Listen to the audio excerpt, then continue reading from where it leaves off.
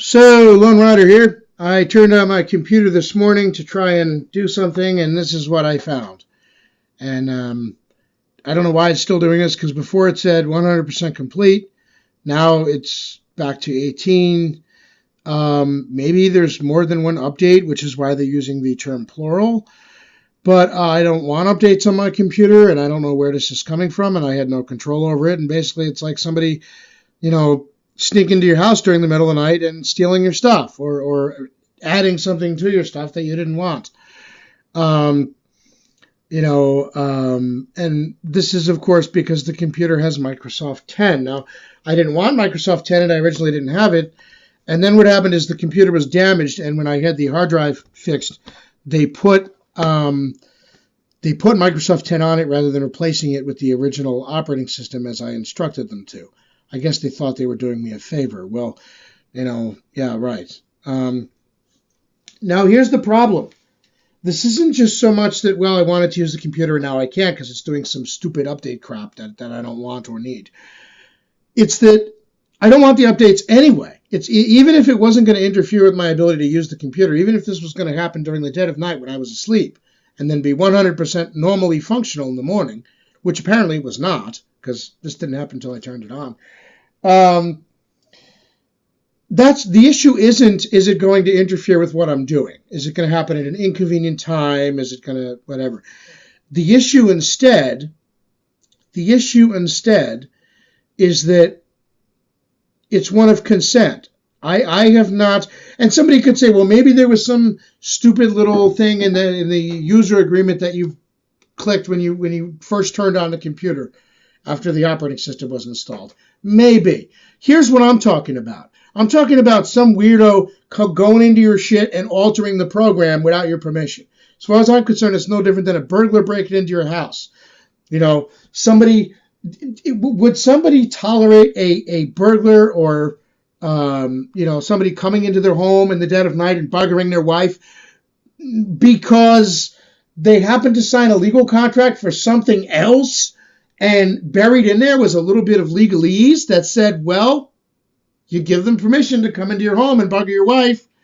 No, that would not be valid. Okay, and neither is this, in my opinion. The Microsoft is trying to justify these constant intrusions by saying, well, it's a service now. No, it's an operating system, you dumb so-and-so. When I bought the computer, I bought the hardware and I bought the software. I didn't buy any service at all, okay? The only service I buy for the computer is the internet connection that's provided by Comcast. And this service isn't all that great either. But the point is, I contract with Comcast for a service. The computer is hardware and software. Now, I understand what Microsoft is trying to do. Conceptually, they're full of shit. Excuse my French. What they're trying to do is stave off irrelevancy because their products keep getting worse and worse and less user-friendly and less user-friendly. They're trying to stave off irrelevancy by trying to claim that, well, it's not software that's crap. It's actually a service. It's a totally different type of thing, so don't judge it the way you would judge any other operating system. That's like selling somebody a car, and then when it doesn't work, saying, well, but you can't judge it as a car. Well, why not? That's what it is, okay? To say, well, we're going to sell you a computer and a computer operating system. And no, the operating system, by the way, is going to do things that operating systems have never done before, and they're all going to be a detriment to you.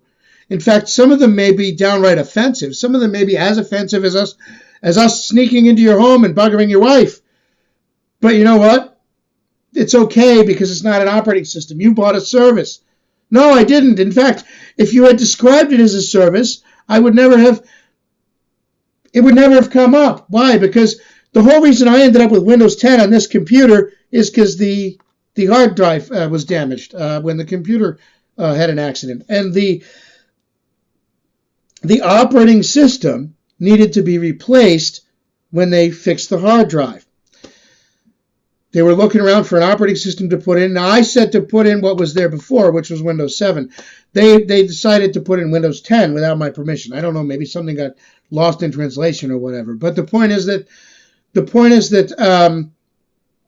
this is one of those things. This is one of those things where I have to seriously ask what somebody's thinking. Okay. Windows might very well say, well, it's not an operating system. It's a service. It's an operating system, okay? Calling it a service is just an excuse to break into people's property and tamper with it and do a real crappy job of doing what an operating system should be doing anyway. And then, of course, not be doing those other things. So, I don't understand this business model. I understand this attempt to recast it as a service instead of an operating system is their attempt to stave off irrelevancy because people are so dissatisfied with it. Well, it doesn't do the job it's designed for, and it has huge negative downsides, including our intrusive, basically hacking into your computer to tamper with the item that you've purchased. But rather than not do that, or apologize for it and not do that, what we're going to do going forward is just call it something else so that you don't try to judge it the way you would judge an operating system. Here's the problem. A computer still needs an operating system. I'm no computer expert, but if this didn't have an operating system, I don't think it would be functioning, okay? So it's an operating system. You can call it a swan. You can, say it quacks like a swan, say it walks like a swan. But if it walks like a duck and quacks like a duck, and, then it is a duck, all right? It's an operating system. It's just a crummy one, and it's one that allows the Microsoft Corporation to basically break into my house through my computer, to go through my stuff. And in fact, to tamper with that stuff, to tamper with the product that I've already purchased and that they no longer own, right? They own the code, they own the, what went into the product. I own this particular copy of that, all right? Imagine if you went out and you bought a record, or for the newer generation, a CD, okay? So you went out and you bought a CD, and you can hold it in your hands, and it's got music on it. Let's say Sony Recording Studios or something says, well, we don't want you to have that copy of that CD anymore. We have what we think is a better version. We've put some new tracks on it, or we changed, it's got a live version of one of the songs, whatever. So they sneak in your house at night and they substitute CDs. They take one and they leave the other. I don't know about you. When I go to put that CD in and I find out it's not the one that was in the case, I'm not happy because that's not what I bought. In fact, if I have any inkling that anybody was in my home, I might call the police and say there was a burglar. How the hell is Microsoft sneaking into your computer morally any different than a fracking burglar? And, you can hem and haw and say, well, when you clicked on the OK for the license agreement or whatever the hell it's called, again, if somebody buried a piece of legalese in a totally unrelated subject in a contract for something else, and that legalese authorized them to come into your house and bug your wife while you were asleep,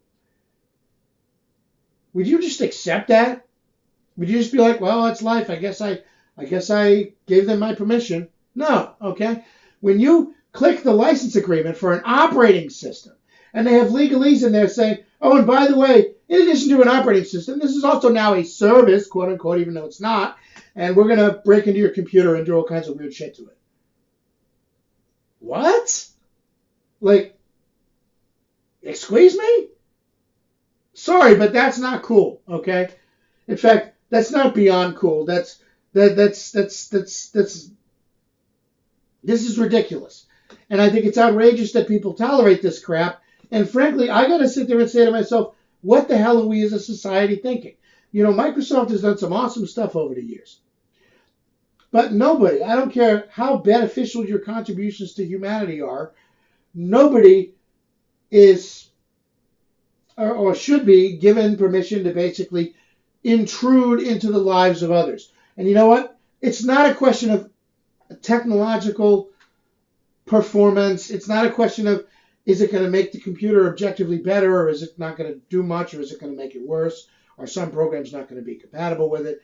it's not even a question of the timing is inconvenient. I go to turn on the computer in the morning and it doesn't work. It's a question of ethics. It's a question of consent.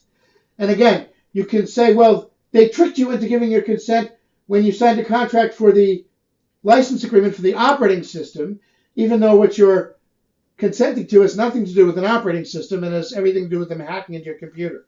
Yes, if I hide legalese that gives me permission to break into your home and bug your wife in a document about a car rental, and you don't catch it because the document's 20 pages long and the letters are this small, you technically gave me permission by signing that overall document. But you did not specifically give me permission to go into your home and bug your wife. And in fact, you had no idea that that's what you were signing up for. Because I tricked you. Okay? So, essentially, they have no consent. They have no permission. I certainly never gave anybody any permission to come into my home or to come into my computer. This is morally, this is ethically wrong. And it sucks. Lone Rider out.